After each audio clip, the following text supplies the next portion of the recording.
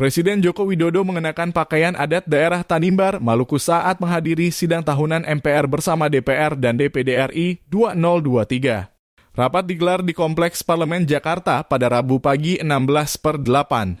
Adapun Jokowi sebelumnya memang sudah menerapkan tradisi mengenakan pakaian adat Indonesia sejak 2019. Dilansir Tribun News, ada kesakralan dalam kain ikat khas Tanimbar yang dikenakan Jokowi. Terlihat Jokowi mengenakan kain ini dipadukan dengan kemeja putih dan dijadikan penutup kepala. Diberitakan kemampuan menenun kain khas ini merupakan keterampilan masyarakat Tanimbar sejak leluhur. Kain tenun juga jadi lambang daerah Kabupaten Maluku, Tenggara Barat, dalam kurung Kepulauan Tanimbar. Bahkan juga digunakan saat acara adat seperti kematian, pernikahan hingga pelantikan kepala desa.